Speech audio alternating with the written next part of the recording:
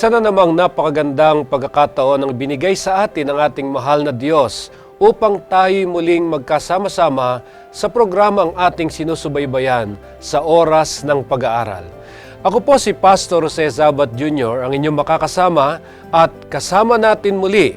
Walang iba kung hindi si Pastor Nestor Ilioma. At siya'y narito po ngayon. Kamusta kayo, Pastor? Napakabuti, Pastor. At sa nakalipas na mga pag-aaral ay nadama ko na pinangunahan tayo ng Diyos at aking ipinapadalangin na sa pagbubukas ng panibagong talakayan sa quarter na ito ay papatnubayan tayong muli ng diwang banal at ang ating mga kasamahan sa himpapawid ay mapagpapala at tatanggap pa ng iba yung mga pag-asa at mga pangakong pwede nilang panghawakan sa buhay. Pastor. Yan. So napakagandang ating laging subaybayan ng ating programa na tayo ngayon ay nasa isa na namang bagong talakayan para sa susunod na 3 buwan sa huling mga buwan ng taong ito. At sa pagkakataong ito ay pag-aaralan naman natin ang napakagandang kasaysayan, walang iba kundi ang aklat ng Job. Alam niyo, Pastor, nais kong bigyan ng ilang mga background ang ating pag-aaral. Kapag titingnan natin ang ating kapaligiran, laganap ang pagdurusa ng mga tao dahil sa iba't ibang mga pangyayari sa kanilang buhay. At kapag ang pagdurusa o ang mga pagsubok ang ating pag-uusapan, maaalala natin ang isang kasaysayan sa banal na kasulatan, walang iba kung hindi ang aklat ng Job. Kasi may mga katanungan, bakit ba nagkakaroon ng pagdurusa? Ito yung mga pangkaraniwang tanong. Dahil kung ang Diyos ay buhay at masyadong mabuti, nagmamahal at sobrang makapangyarihan, bakit sobra rin ang pagdurusa? Ito po yung ilan lamang sa mga katanungan na siyang naging dahilan kung bakit dapat nating pag-aralan ang aklat ng Job. At sa ating pag-aaral sa trimestreng ito, ating babaybayin ang napakahalagang mga kasagutan ng katanungan ng mga tao. Bagamat di lahat ng kasagutan ay binibigay ng aklat, subalit ito'y tumutugon sa ibang mga katanungan. Titingnan natin ang kwento ng aklat sa malapit sa drama ng kwento sa kanilang kapanahunan at sa malayuan dahil di natin alam kung saan ito nagtapos, kundi pati ng mas malawak na larawan kung saan ito naganap at ayon na rin sa konteksto ng dakilang tunggalian. Kaya nga't hangga't maaari ay susubukan nating maunawaan hindi lamang dahilan kung bakit tayo ay nabubuhay sa isang masamang mundo, ngunit mas mahalaga paano tayo mabubuhay sa ganitong sanlibutan. At sa unang bahagi ng atin pong pag-aaral, ito ay pinamagatang ang katapusan. At bago tayo tumunghay o bago tayo magpatuloy sa pag-aaral natin para sa unang bahaging ito, ay hilingan natin si Pastor Ilioma ang manalangin para sa atin. Tayo po ay manalangin. Mahabaging Diyos na nasa mga langit, minsan pa ay lumalapit kami sa inyo, 10 ng aming mga taga-subaybay, upang ang patnubay at ang inyong pagkasi ang maranasan ng bawat isa. Pahintulutan po ninyo na sa pag-aaral ng inyong salita ay makilala namin kayo ng lubusan. Amen. Ganon din naman ang inyong banal na panukala sa magulong ginagalawan naming sanlibutan ay makita namin ang pag-asa na nasa aming Panginoong Hesus. Sa pagpapasimula ng pag-aaral ng aklat ng Job, ay nais naming patnubayan ninyo kami ng diwang banal, upang kung magkagayon ang mga bagay na mahirap ipaliwanag ay magkakaroon ng katugunan sa aming mga kaisipan at ang mga katanungang nasa puso at diwa ng aming mga taga-subaybay ay inyong tutugunan at magbibigay kayo ng kalinawagan sa mga mahirap na mga katanungang tinatanong ng bawat isang naghihirap at nagdurusa sa balat ng lupa. Tugunan po ninyo ng pagkasi ng inyong banal na Espiritu ang aming pagtunghay at pagbasa ng inyong salita, maging mapalad kaming sama-sama sa pangalan ng aming tagapagligtas at Panginoong Hesus. Amen. Amen. So, ang ating pag-aaral ay napakaganda ang pamagat. Ang katapusan, hindi yung pasimula.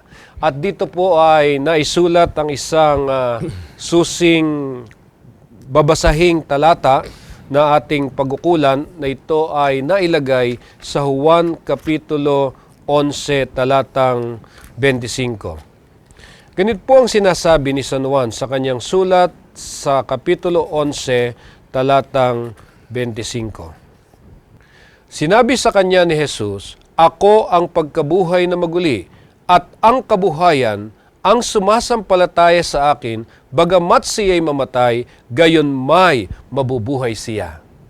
Pastor, ang talatang sinambit ng ating Panginoong Hesus ay hindi lamang ito tugon sa katanungan ng magkapatid na si Maria at Marta nang mamatay ang kanilang kapatid na si Lazarus. Ito'y katugunan ng Panginoon sa lahat ng mga tao, pamilya, at mga magkakamag-anak at magkakaibigan na nagkakaroon ng karanasang mawalan ng isang minamahal sa buhay. Ito, ang talatang ito, ay magbibigay sa atin ng isang malawak na pananaw na sa bandang huli, Pastor. Ang diksyon natin ay magsisimula tayo sa hulihan ng aklat ng Job. Yan. Ang approach ng pumatnubay at nag-author ng ating leksyon ay nais niya na simulan natin ang pag-aaral, hindi dun sa tradisyonal na pag-aaral ng aklat na ito, sa pasimula, sa Kapitulo 1, kundi pinasimulan niya ang pag-aaral doon sa wakas ng aklat, sa Kapitulo 42. Yeah. Akin nga napansin yung approach ng author na nagpasimula doon sa huling bahagi nitong aklat. Ngayon, upang lalo natin maintindihan kung ano itong aklat ng Job, kasi atin hong sinasabi na ito ang unang aklat na naisulat sa Old Testament canon. Ngayon, bilang unang aklat na sinulat sa Old Testament canon, ano ang paulit-ulit na katanungan o issue na umiikot sa kasaysayan? Ayan, Pastor, napakaganda ng inyong katanungan at inyo ring isinaysay na sa pananampalataya ng mga Bible scholars at traditional sa ating iglesia, lalong-lalo na sa sulat ni Mrs. White, ay kanyang idiniin na ang aklat ng Job ang isa sa dalawa o maraming aklat na isinulat ng propeta Moses. Ang 5 aklat na unang bahagi ng Lumang Tipan plus ang aklat ng Job. At ang aklat ng Job ay marahil ay nauna pa dito sa 5 aklat na ito sapagkat ang aklat ng Job ay isinulat noong siya'y naroroon sa parang ng Midian. Alam niyo ang buhay ni Moses ay ating kinikilala na siya ang author ng aklat ng Job. Opo. Para sa ating mga taga-subaybay. Hindi po unknown ang manunulat nito, kundi ang propeta Moses, yung hero sa Exodus, siya rin ang sumulat ng aklat na ito. At kailan niya ito isinulat, Pastor? Isinulat niya ang aklat na ito nung siya naroon sa ikalawang bahagi ng yugto ng kanyang buhay. Meron pong 3 bahagi yung yugto ng kanyang buhay. 40 years naroon siya sa Egypt, 40 years nasa Midian, at 40 years nasa Ilang, pinapatnubayan yung bayan ng Diyos, papunta sa bayan ng Kanaan. Nandun siya sa 40 years sa Midian, nang siya'y tumakas mula sa Ehipto, doon niya isinulat ang aklat na ito. Now, mapapansin mo, Pastor, na yung karanasan ni Moses dito ay hindi mabuting karanasan. Bakit? Siya'y pinag-usig. Siya isang bilanggong ipinatapon, exile, isang mataas na posisyon na kinalalagyan sa Ehipto. Ngayon dinala siya at ipinatapon sa isang ilang. Dito nagdusa ang Moses. Ayan. Wala siyang mga kamag-anak doon, wala siyang kakilala, ang kanyang buhay ay nagpasimula. Wala siyang ari-arian, kundi yung dala-dala niya lamang na damit at tungkod marahil. Yun lang ang naroon. Now, tingnan niyo yung background kasi doon sa karanasang yaon na siya'y nagdusa, pinahintulutan ng Diyos na maghirap at maranasan yung pag-uusig ng kanyang mga kaaway, ay ipinagkaloob yung karapatang maisulat niya yung karanasan ng isang lalaking marahil ay naninirahan din doon sa mga kanugnog lugar, doon sa dakong iyon ng Midian. So, napakagandang maunawaan natin ang background noong manunulat ng aklat na ito. Subalit, kailangan din namang tingnan po natin yun namang mga maliliit na background na sinasabi sa kasaysayan ng Job o ni Job. So, Dito pastor, sa aklat ng Job ay mapapansin mo na parang si Job lang yung sentro ng tagpo rito. Pero papansinin ninyo, nang isulat ito ni Moses, hindi lang yung karanasan ni Job ang kanyang ipinakikita. Ipinakikita niya ang karanasan ng bawat taong ipinanganak dito sa balat ng lupa. Dahil, kagaya ng issue na tinatanong mo kanina, Pastor, yung issue na perennial, yung pabalik-balik na katanungan sa buhay ng tao mula noon hanggang ngayon ay yung tanong na kagaya ng binanggit mo sa introduction kanina, kung mayroong Diyos, at ang Diyos na ito'y makapangyarihan at maibigin, Pastor, ay bakit pinahihintulutan niya na mayroong paghihirap, pighati, at mga pasakit sa buhay ng tao? Ito yung kontras eh. Ito yung hindi mapagtugma noong mga ayaw maniwala sa Diyos eh. Bakit napakabuting Diyos ay pinahihintulutan niya na mangyari sa kanyang mga nilalang na maghirap sila ay dumanas ng mga iba't ibang mga hindi mabuting mga karanasan, samantalang siyang naroon, nakatingin na para bagang nag-i-enjoy lamang siya, Pastor. Pag aking nilalagay sa isipan ko ang aklat na ito, ay para bang nanonood ako ng isang pelikula na pagkatapos nung ending, di ba may mga pelikula na napakasaya ng katapusan. Pero hindi lahat ng pelikula masayang nagtatapos sa katapusan. Ngayon, gusto po nating lahat yung masasayang pagtatapos. Bakit ang masasayang pagtatapos ay napakahalaga sa lahat at maging sa buhay natin? Alam mo, Pastor, bakit ganon? Kasi nga, Pastor, sasabihin ko, tayong mga tao, nararanasin yung mga hindi mabubuting mga bagay sa araw-araw. Tama? Meron yung nagkakasakit. Meron yung naapektuhan ng trahedya. Meron yung natanggal sa kanyang trabaho. O kaya pagkagaling mo sa ospital, kagaya natin dito sa context natin, ay pagkatapos kang magpa-examine, ay ang resulta ay terminal o ano pa mang sakit meron ka na. Ay napakaganda na gusto natin na sana magkaroon ng magandang wakas. Later. Ang inaasam ng tao ay hindi yung magwawakas na dito, kundi inaasam natin na magkaroon ng magandang kawakasan sa bandang huli kung matapos na ang kasaysayan ng ating buhay o ng buhay ng mga tao sa balat ng sanlibutan. At ito yung napakasarap asam-asamin. Yung pangyayaring sa kabila ng maraming pagdurusa sa buhay mo, ito'y magtatapos ng mayroong kasayahan. Ngayon, paano ho tinapos ng Biblia ang kasaysayan ni Job? Yamang katulad ng sinabi natin kanina, ang ating approach na gagawin o ang ginawa ng author nitong lesson ito, nagpasimula sa katapusan. Ayan, Pastor, puntahan natin ang aklat ng Job. At ang una nating babasahin na bahagi ay yung huling bahagi kasi nagpasimula tayo sa wakas. Job 42, ang talata ay 10 hanggang 17. Ang sabi po dito sa mga talata, at inalis ng Panginoon ang pagkabihag ni Job ng kanyang idalangin ng kanyang mga kaibigan at binigyan ng Panginoon si Job na makalawa ang higit ng dami kaysa tinatangkilik niya ng dati. Nang magkagayoy, nagsiparoon sa kanya ang lalaki niyang mga kapatid na lalaki at babae at lahat na naging kakilala niya ng una at nagsikay ng tinapay na kasalo niya sa kanyang bahay at nakipagdamdam sa kanya at tinaliw siya tungkol sa lahat ng kasamaan na pinasapit sa kanya ng Panginoon. Bawat tao na may nagbigay sa kanya ng isang putol na salapi at bawat isay ng isang singsing na ginto. Sa gayon pinagpala ng Panginoon ang huling wakas ni Job, na higit kaysa sa kanyang pasimula, at siya ay nagkaroon ng 14,000 tupa, at 6,000 kamelyo, at 1,000 tuwang na baka, at 1,000 asnong babae. Siya na may nagkaroon din ng 7 anak na lalaki at 3 anak na babae, at tinawag niya ang pangalan ng una na Jemima, at ang pangalan ng ikalawa na Sisaya, at ang pangalan ng ikatlo Keren Hapukch. At sa buong lupain ay walang mga babaeng masumpungan na totoong maganda na gaya ng mga anak na babae ni Job, at binigyan sila ng kanilang ama ng mana sa kasamahan ng kanilang mga kapatid. At pagkatapos nito'y nabuhay si Job na 140 taon at nakita niya ang kanyang mga anak at ang mga anak ng kanyang mga anak hanggang sa 4 na saling lahi. Gayon namatay si Job na matanda at puspos ng mga kaarawan. Ang mga talatang inyong banasa, Pastor, ang huling mga talatang ito na inyong binasa, ang siyang nagbigay wakas sa aklat ng Job.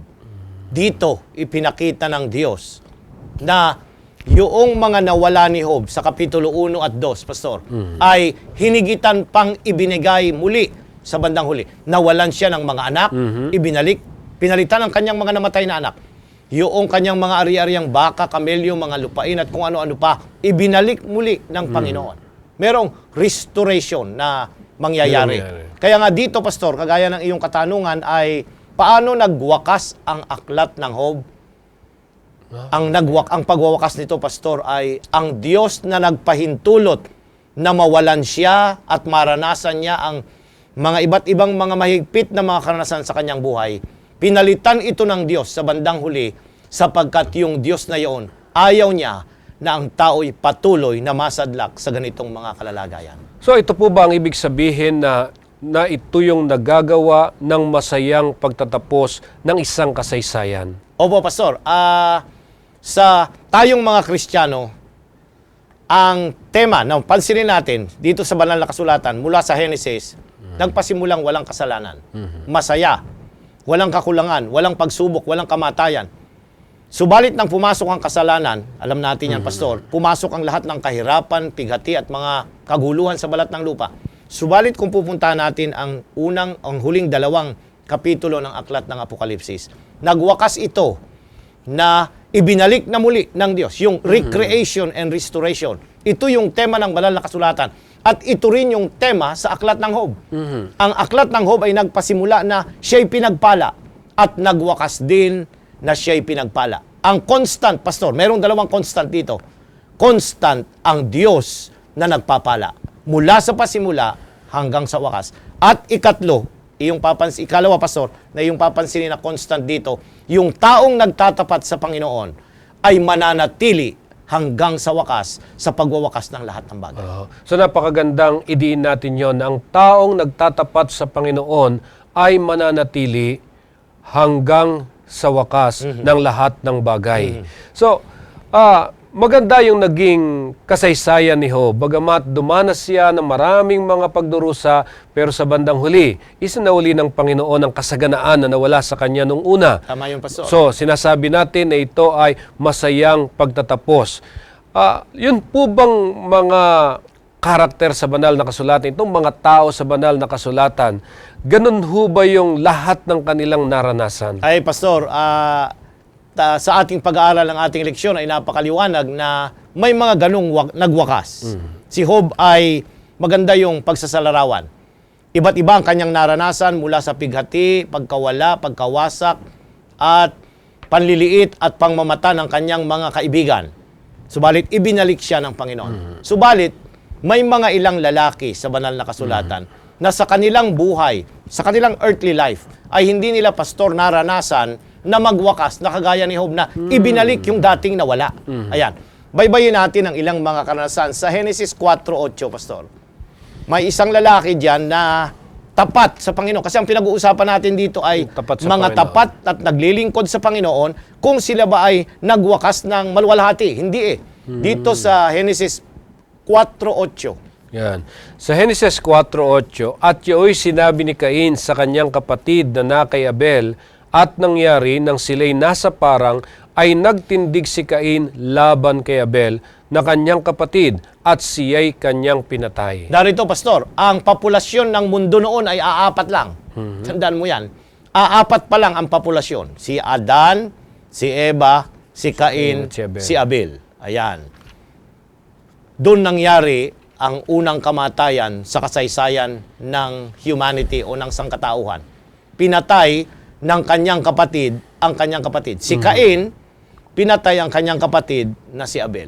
Si Abel ay gumagawa lamang ng tama, yung kanilang pagsasakripisyo ng tunay na hayop na kumakatawan sa darating na tagapagligtas, ay tinugon ng Diyos at tinanggap yung kanyang hain. Nagalit yung kanyang kapatid kasi naghain din siya ng mga gulay at mga prutas, pero hindi tinanggap ng Panginoon. Dahil doon, sa issue pa nga ng worship nakakalungkot na ang issue ay yung tamang pagsamba, ay yun ang naging kadahilanan kung bakit nakitil ang buhay ng isang lalaki na tapat na nasumusunod at naglilingkod sa Panginoon. So dito, hindi nagwakas ang buhay ni Abel na maganda. Maganda. Pinahintulutan ng Diyos na siya'y magpahinga pagkatapos na siya'y maging saksi sa kanyang tamang pagsamba at pagsunod sa kalooban ng Diyos. Ayan. Oo. Ikalawa, Pastor, na nais kong iyong pansinin ay yung karanasan ng isang lalaki na bodyguard ng ikalawang hari ng Israel. Segundo Samuel 11:17.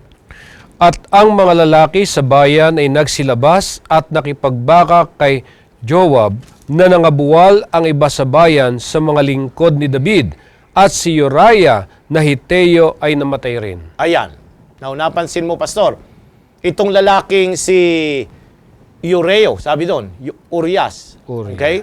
Ito yung lalaki na bodyguard ni David. Ito yung asawa ni Bathsheba, Pastor.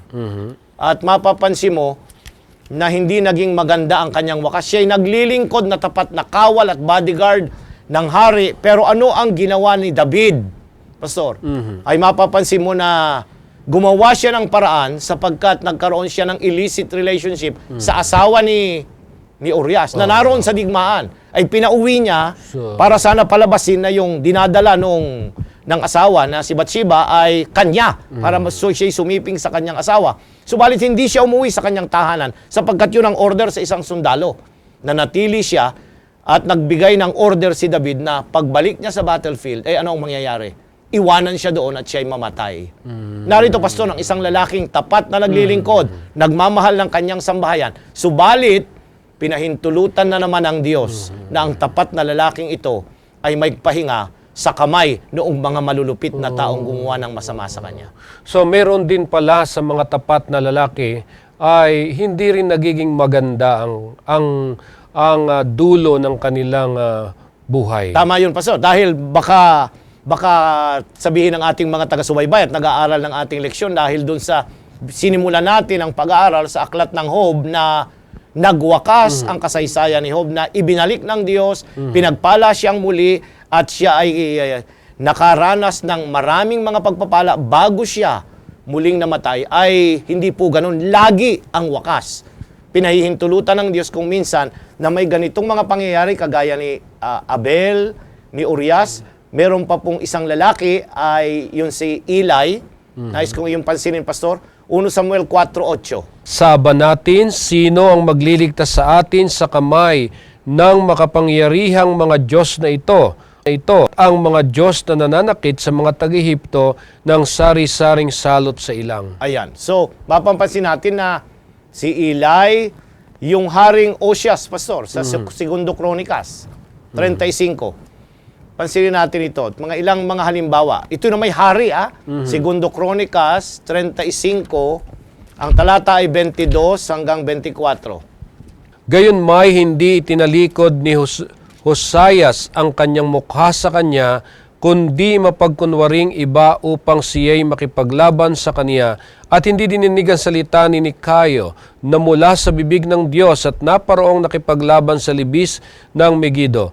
At pinana ng mga mamamana si Hosayas, at sinabi ng hari sa kanyang mga lingkod, ilabas ninyo ako sapagkat ako'y nasugatan ng mabigat.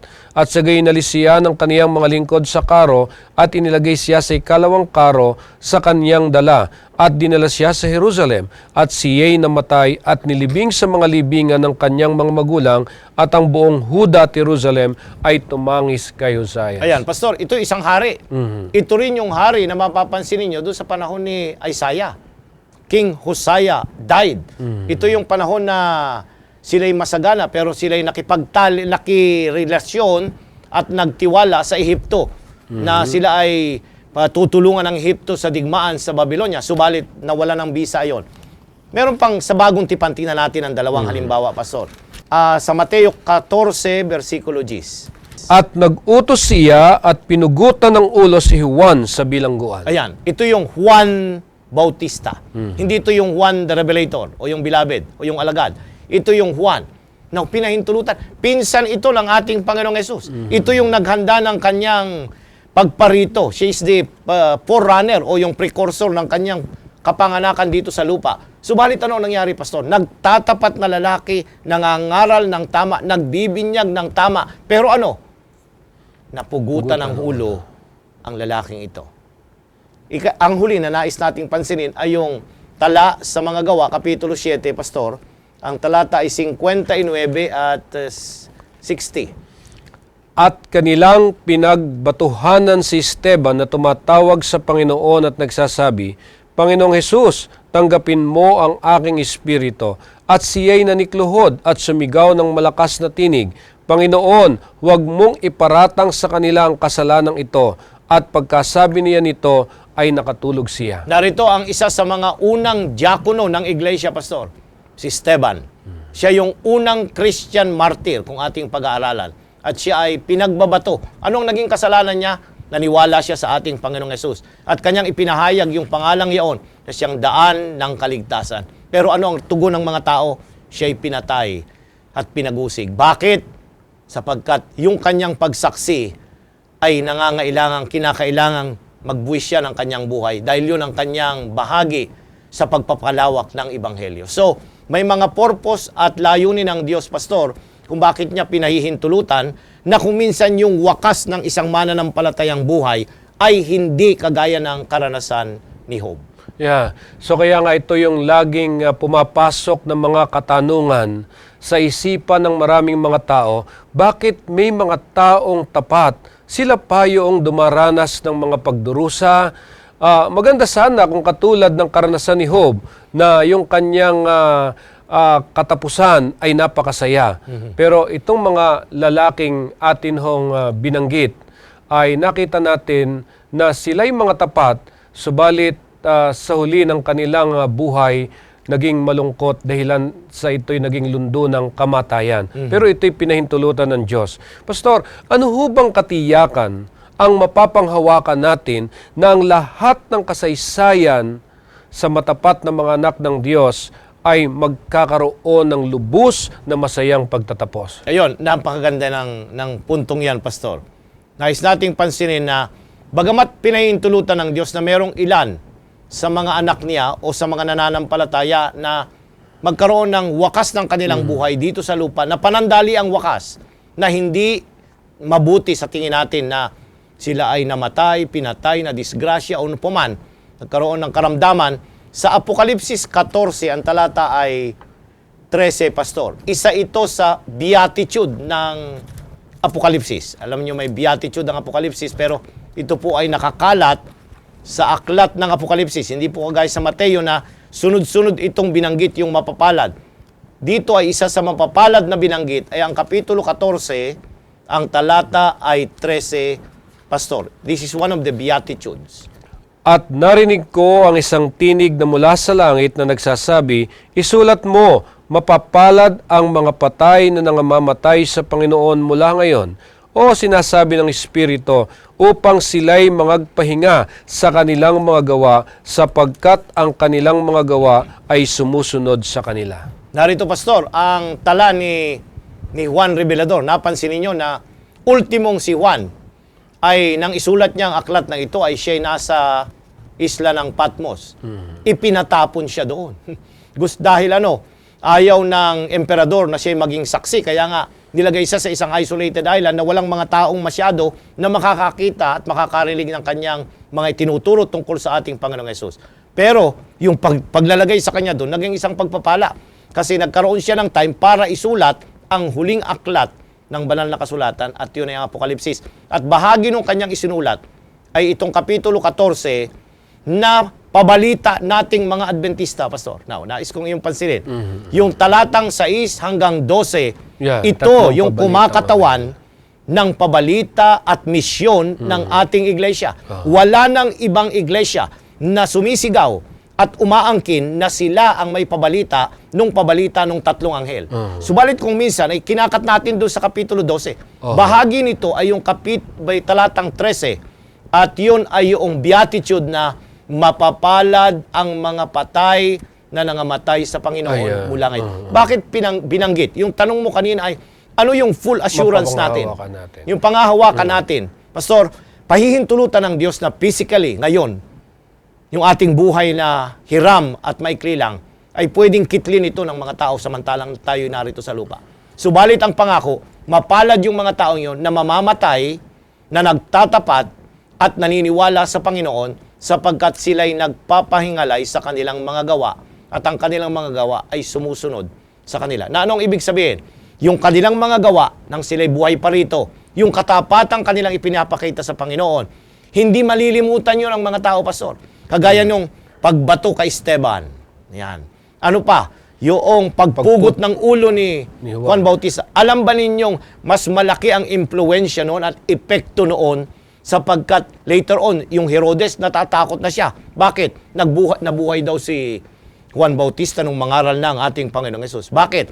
Kasi dapat yung karanasan ng bawat isang lalaking pinag-uusig, pinapatay, nagpapakita din nung karanasan ng ating Panginoong Hesus nang siya'y mamatay at mabayubay doon sa krus. So, hindi pala natin pwedeng gawing isang napakalaking issue na maging masaya yung katapusan ng iyong buhay sa kabila ng iyong katapatan o di kaya ay hindi maging magandang ang pagtatapos ng iyong buhay. Tama So, yun. ang issue na kailangan nating bigyang pansin at panghawakan, yung tayo ay maging tapat sa Panginoon sa kabuuan ng ating pamumuhay, ano man ang mangyari sa bandang huli, kung ikaw may mamatay o kung ikaw man ay magpatuloy na may kasayahan sa buhay mo, dito pinapakita sa atin ng Panginoon, meron siyang isang napakagandang pangako sa lahat ng mga nangamatay na sumusunod sa Kanya at nananampalataya sa Kanya.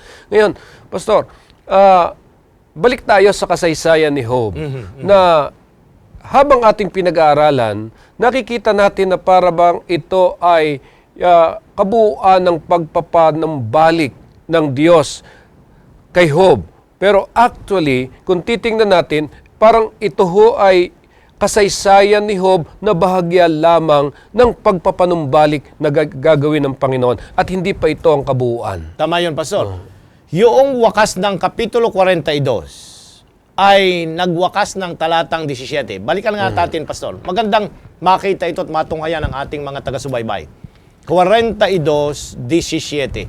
Ano ang nangyari kay Job?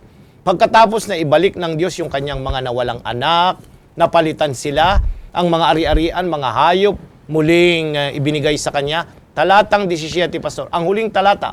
Gayon namatay si Job na matanda at puspos ng mga karawan. Bagamat ibinalik lahat, Pastor, nagwakas din siya sa kamatayan. Ang ibig sabihin, yung lupa at hiram na katawan niya at hininga, naghintay siya at maghihintay sa muling pagbabalik ng ating Panginoong Hesus. So, hindi ito full restoration. Yung pagbabalik sa Kanya, partial lang ng Kanyang mga tinatangkilig, mga anak. Silang lahat, pati yung mga anak niya, I believe, nangamatay din. Ang Kanyang mga ari-arian, nawala din sa Kanya sapagkat siya'y narito pa rin sa lupa at ito'y pag-aaralan natin sa susunod nating leksyon na narito pa rin tayo sa magulong sanlibutan na mayroong pakikipagbaka ng mabuti at ng masama. Yeah. So anong pag-asa ang ipinakikita sa atin ng banal na kasulatan? Ayan. So kagaya ni Job, Pastor, bagamat ang ending ay parang napakaganda, pero yung nota, the last note, was a note of death. Namatay din si Job. Nang ibig sabihin, naapektuhan din siya ng kasalanan na epekto ng pagkakamali ng pumaksak ang tao sa pagkakasala. Now, ano yung pag-asa na pwede nating panghawakan? Totally, kasama na si Job.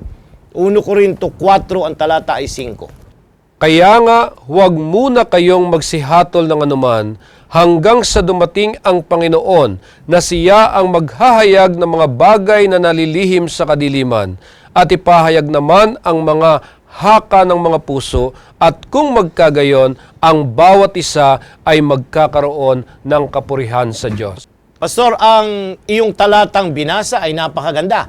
Sa tinuran ni Apostol Pablo, ang sabi niya ay, huwag kayong magsihatol ng anuman hanggang sa dumating ang Panginoon. Yeah. So, ang hinihintay natin ay yung pagbabalik ng Panginoon na siya ang maghahayag ng mga bagay na nalilihim sa kadiliman at ipapahayag naman ang mga haka ng mga puso at kung magkagayoy bawat isa ay magkakaroon ng kapurihan. Pastor, ngayon, para bagang yung taong naghihirap ay, at ito yung isang konsepto na makikita natin na ituturo ng mga kaibigan ni Job, na pagka ikaw ay naghihirap, nagdarahop, at may mga karamdaman ka, sunod-sunod ang mga pighating dumarating sa iyo, ang punto ay ikaw ay makasalanan. Pero papansinin natin na ang Diyos pinahihintulutan ng mangyari yon kahit na sa mga matuwid. Kasi nais niya na ilabas ang katotohanan later, pagdating na ng huling wakas, na kung sino talaga yung nagtapat sa Kanya hanggang sa wakas. So hindi nakikita ngayon na ikaw ay tapat na tapat, ako ay tapat na tapat. Hindi eh. The final declaration, yung panghuli, ay kung bubuksan na ng Panginoon yung mga haka at isip ng mga tao pagdating ng bago magwakas ang ating sanlibutan. So hindi mo matitiyak kung bakit ang isang tao ay naghihirap, dumaranas ng pagdurusa. Meron kasing mga pagkakataon na talaga namang hindi mo mapipigil isipin na yung isang tao na, halimbawa, alam na dapat niyang ingatan ang kanyang kalusugan.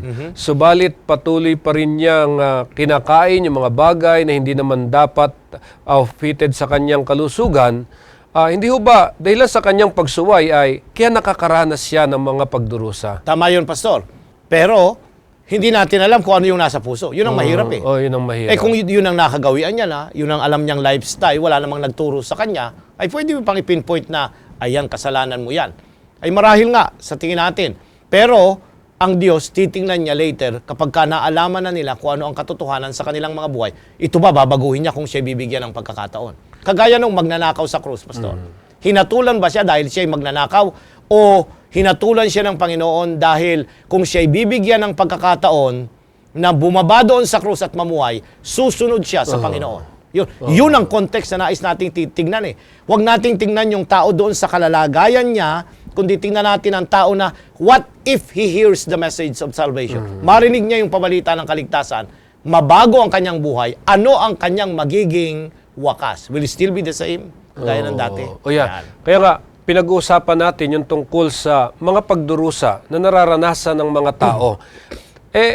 Napakahirap mabago sa mindset natin. Kasi nariyan na, kaya yan nakakaranas ng ganyan. Kasi may mga nagawa siya na hindi maganda.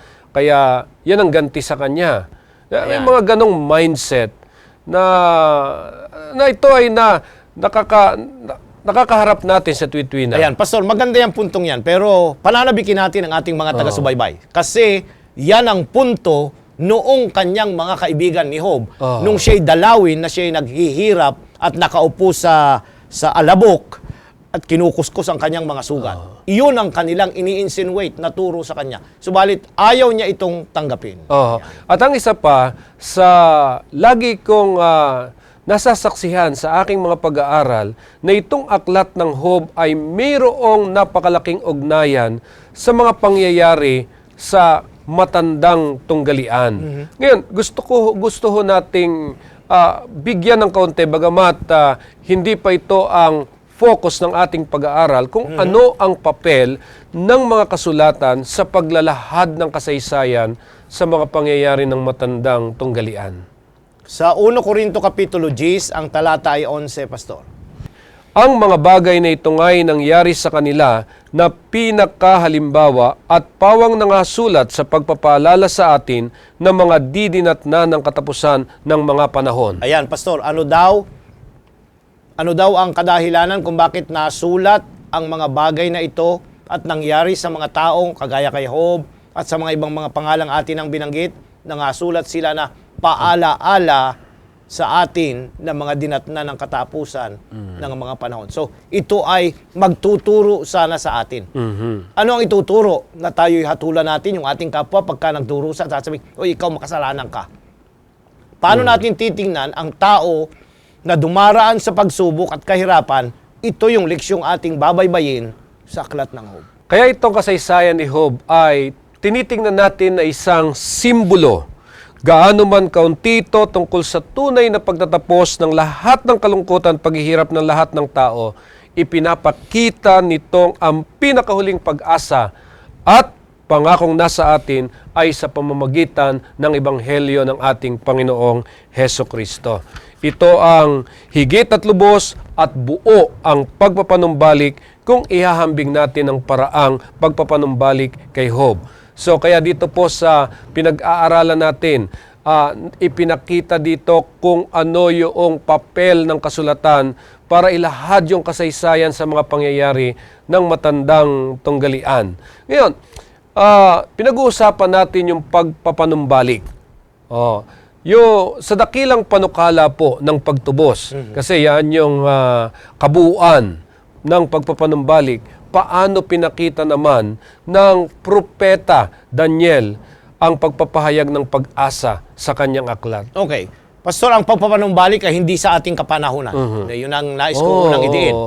Kasi kagaya nung panahon ni Job o ni Job, ay hindi yung pag-restore ng kanyang mga ari-arian, hindi yung final na restoration na tinutukoy ng banal na kasulatan. Bahagya lamang. Sa Daniel Kapitulo 2. Kailan ito mangyayari, Pastor? Daniel 2:44.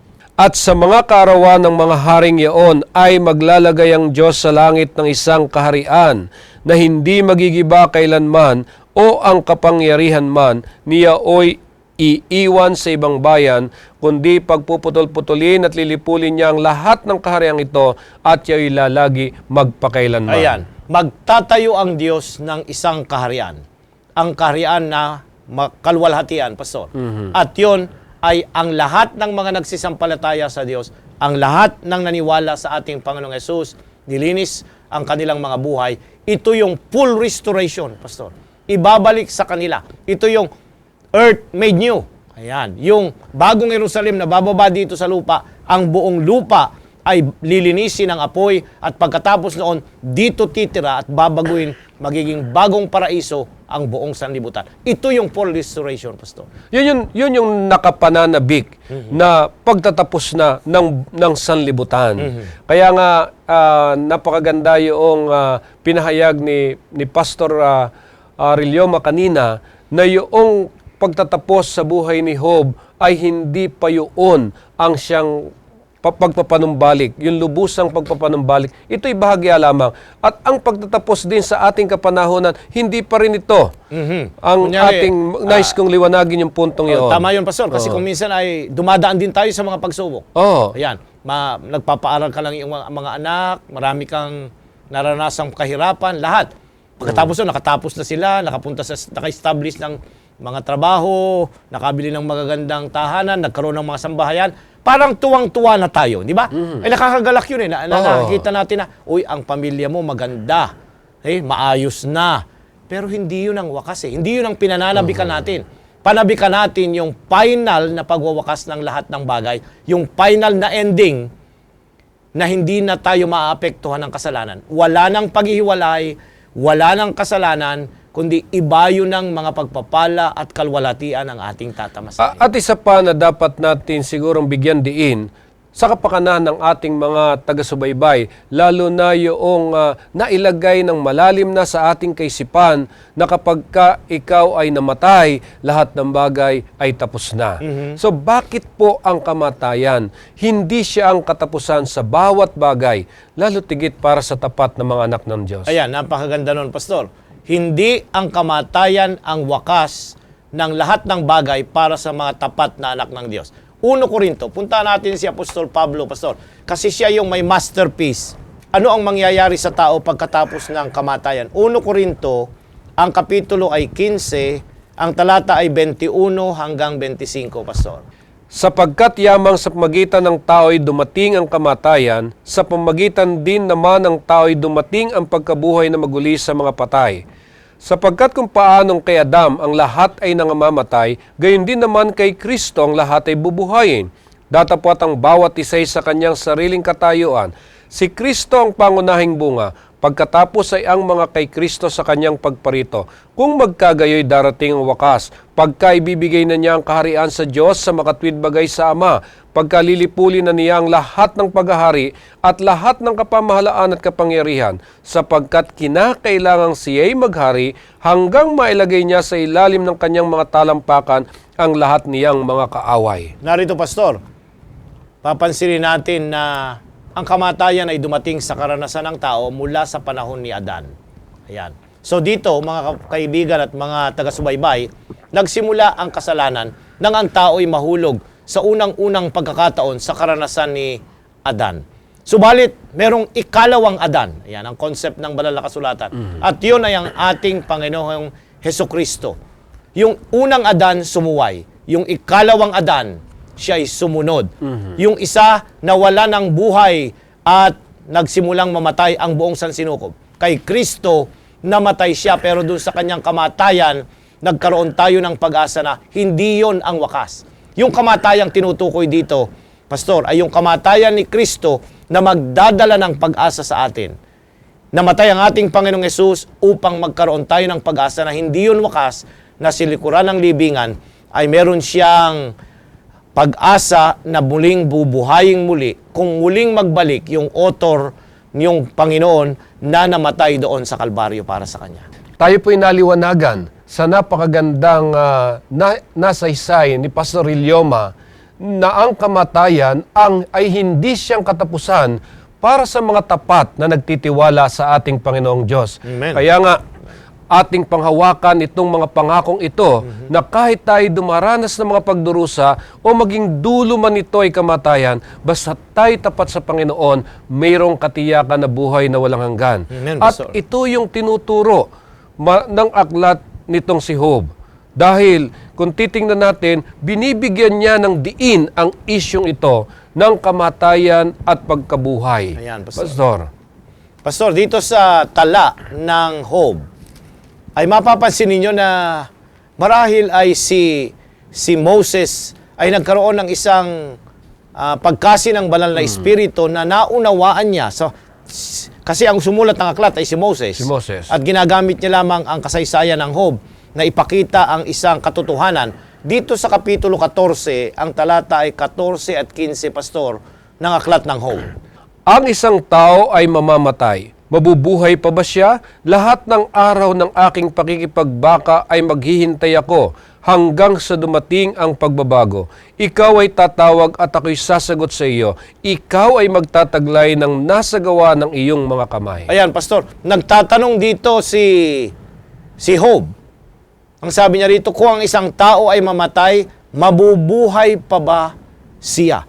Ito yung concept ng tao na predicament na wala na tayong magagawa. Alam niyo, Pastor, ang kamatayan, walang magagawa ang tao. Kahit na espesyalista pang mga doktor, pag dumating na yung oras na dapat ay huminga na ng huli yung tao, kahit ano pang mga oxygen, kung ano pang mga pang-revive ang iyong isasaksak, talagang iyan ay pupunta at mamamatay. Kaya nga tinatanong niya, kung mamatay ang isang tao, mabubuhay pa ba siya? Narito si Moses sa bunganga ni Job, ay ipinakita niya ang isang katanungan na hindi natin kayang tugunan. Subalit napakabuti na ang ating Panginoong Hesus, ang Diyos na nasa langit, yung Diyos na kaulayaw ni Job sa Kapitulo 1, yung Diyos na nagpahintulot na dumanas siya ng iba't ibang mga mahihirap na karanasan, yun ang Diyos na nangako ng isang napakagandang bagay. At yun ay ang ating susunod na talatang babasahin, Pastor Maya. Yeah, mayroong mga karanasan sa buhay natin, lalo na tayong mga pastor, tayo'y nakakadalaw sa mga kapatid natin na namatayan. At nararamdaman natin kung ano yung kanilang nararamdaman. Minsan napakahirap panghawakan yung bang pag-asa na sinasabi natin sa panahon ng pagdurusa. Kaya nais ko pong may tanong sa inyo, paano ho binibigyan tayo ni Jesus ng katiyakan sa tila walang katapusang pagbabanta ng kaguluhan o kamatayan? Ayan. Balikan natin yung susing talata, Pastor. At nais kong kagaya ng iyong tinanong, pag dumalaw tayo sa isang kapatid na pumanaw ang kanilang minamahal sa buhay. Ayan, Pastor. Ano kaya ang ating response na ating ibibigay? Ayom ninyo, naranasan ng ating Panginoong Hesus na siya narito sa lupa. Ang pinakamatalig niyang kaibigan, si Lazarus, ay pumanok. Sa Kapitulo 11, ang talata ay 25, Pastor. Sinabi sa kanya ni Jesus, ako ang pagkabuhay na maguli, at ang kabuhayan ang sumasampalataya sa akin, bagamat siya'y mamatay, gayon may mabubuhay siya. Narito ang isang katotohanan, Pastor, na hindi pwedeng baguhin ng kahit na sino man. Nangusap ang ating Panginoong Hesus, ang sabi niya, ako ang pagkabuhay na maguli. Bagamat siya'y mamatay, ang sabi roon, siya'y na mabubuhay na muli. Napakaganda nito. Hindi indirect, kundi direct na tinugunan ng ating Panginoong Hesus. Kaya nga kung tayo'y nasa Kanya, wala dapat tayong ikatakot sa kamatayan. Yung nakakakilala kay Kristo at yung Kanyang tinig ay hindi po mananatili sa libingan sapagkat ang Kristong nabayubay doon sa krus, muling babalik, sisigaw ang arkanhel at yung tinig na yon, kung kilala natin, ay siyang babangon at magbibigay sa atin ng kalakasang lumabas mula sa libingan sapagkat siya ang may hawak ng susi ng Hades. Amen. Kung ang ating mahal sa buhay ay pumanaw, naroon ang kalungkutan. At kung titingnan natin yung context noong susing talata, ito yung kasaysayan nila Lazaro. Nang ang ating Panginoong Hesus ay dumalaw doon kila Maria at Marta. Actually, yung kasaysayan, Pastor, ay nagsasabi na hindi naman tinuturing ng ating Panginoong Hesus na si Lazaro ay hindi na muling may papanumbalik sa kanyang taglay na buhay, kundi yung kanyang pagluha, hindi pagpapakita na nawala na si Lazaro, kundi pagdamay doon sa kanyang mga kaibigan. Ayan, doble yung context ng pagluha doon eh. Yung una ay, of course, yung pagdamay, pero ikalawa, ay marami ang hindi naniniwala. Ayan. Yung kawalan ng pananampalataya, yun ang isa sa mga itinangis ni Jesus dito sa kasaysayang ito. Kasi, ang sinabi niya na nga, ako ang pagkabuhay at ang buhay.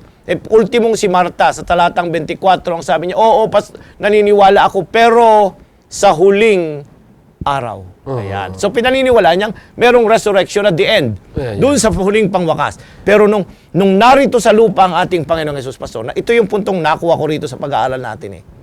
In the presence of Jesus, death cannot exist. Tama. Kaya nga sa kanyang muling pagbabalik, ayan, dito, hindi pwedeng ang kamatayan ng kanyang mga minamahal na mga tagasunod ay manatili sila sa libingan. Hindi pwede sapagkat tinalo na ang kamatayan nung siya'y mamatay. Yung kamatayan ni Kristo ang tumalo doon sa kamatayan at yung kanyang muling pagkabuhay ang naging dahilan, ang guarantee na ikaw at ako'y babangon din mula doon sa libingan kung tayo'y dumanas ng kamatayan. Doon napatuon ng gusto ang ating pag-aaral sapagkat naroon ng isang napakagandang mensahe, lalo tigit sa mga dumaranas ng kalungkutan dahil sa pagpanaw ng kanilang mga mahal sa buhay. Kaya nga, sa panahong iyon, mga ginigilo ko, tamang kailangan ho natin na mayroong mga kamag-anak tayo, mayroong mga mahal sa buhay tayo na dapat sanay naroon sa tabi nila. Yan. Na siyang magbibigay kaaliwan. Subalit, wag rin ho natin hahayaang maalis sa ating kaisipan na ang kamatayan ay isang paraan lamang ng pagtulog at hindi ito katapusan dahil mayroong buhay na walang hanggan sa mga taong tapat na sumusunod sa ating Panginoon. At bilang panghuli, Pastor, gusto ko lang mapakinggan din itong bagay na ito na mayroong napakahalagang dapat nating maunawaan kung paano mababago ng krus ang masasamang pagtatapos ng kasaysayan ng ating buhay bilang anak Pastor, ng Diyos. napakaganda ng puntong iyon. Alam nyo, ang krus ay hindi na simbolo ng kamatayan. Ito'y simbolo ng pagtatagumpay. At sa aklat ni Pablo sa Galacia, Kapitulo 6, ang talata ay 14 at 17. Datapat malayo nawa sa akin ang pagmamapuri, maliban na sa krus ng ating Panginoong Jesucristo, na sa pamagitan niyo'y ang sanglibutay na pa ako sa krusagan ng akin, at ako'y sa sanglibutan. Buhat ngayon, sino man ay huwag bumagabag sa akin sapagkat dalakong nalimbag sa aking katawan ang mga tanda ni Jesus. Ayan, ang talatang 14 at 17, Pastor, ang sabi niya ay, huwag tayong magmamapuri. Sinasabi niya rito, dapat malayo nawa sa akin ang pagmamuri maliban sa krus ng ating Panginoong Hesus. Ano ang kanyang ipagmamalaki? Ipagmamalaki niya yung krus ng ating Panginoong Hesus sapagkat ito ang sentro na ginamit na instrumento para ang tao na nagkasala ay muling ibalik sa Kanya. Yung kamatayan ni Kristo doon sa krus, Pastor, ito ang susi na ang sino mang makakaranas ng kamatayan, bagamat sila ay daraan doon sa libis na iyon, ay may pangako na kung paano yung nabayubay doon ay hindi na natiling naroon sa krus at naroon sa libingan. Ganon din naman. Ito ang garantiya. Every time you look at the cross, Pastor, is a guarantee. Ito'y pinatutunayan niya na yung ating tagapagligtas ay buhay. Kaya nga, ikaw at ako'y pwedeng manalig sa Kanya na pwede rin tayong bumangon sa libingan pagdating ng umagang iyon. Amen. Naging napakaganda itong talakayang ginawa natin. Kaya nga kinapos tayo sa panahon. Subalit mga ginigilo ko, gusto kong tapusin itong ating pag-aaral sa isang napakahalagang punto. Na ang huling punto ay hindi nakatuon ang aklat ng Job nang masyado sa pagpapanumbalik ng kanyang pag-aari sa lupa, kundi sa bagong puso na kanyang karanasan. At ganoon din sana ang ating maging karanasan. Tayo po'y manalangin. Dakila po naming Diyos, maraming salamat sa napakagandang pag-aaral na ibinigay niyo sa amin. Aming lubos na naunawaan ang aming pangangailangan na mabago ang aming puso ng krus ng aming Panginoong Hesus. At kami ay maging katulad nitong si Job na sa kabila ng mga pagdurusa, ipinakita niya ang katapatan niya sa inyo. Kaya nga't nakamit niya sa katapusan ng kanyang buhay ang pagpapanumbalik. Subalit Panginoon, nais naming makamit. Bagamat marahil hindi sa lupang ito, yung aming inaasam-asam na buhay, masaganang buhay, sana'y makamit namin ang buhay na ito sa pagparito ng aming Panginoong Hesus doon sa langit na bayan. Pagpalain niyo ang lahat ng mga sumubaybay sa programang ito. Ito po ang aming hiling sa pangalan ni Hesus. Amen. Amen. Maraming salamat po sa inyong pakikisama sa amin sa ating unang naging talakayan para sa isang bagong leksyon sa 3 buwang natitira ng taong ito. Mga ginigiliw, sana patuloy niyo subaybayan. Ako po si Pastor Cesabat at ganoon din si Pastor Nestor Ilioma nagsasabing sumagana nawa ang inyong pamumuhay.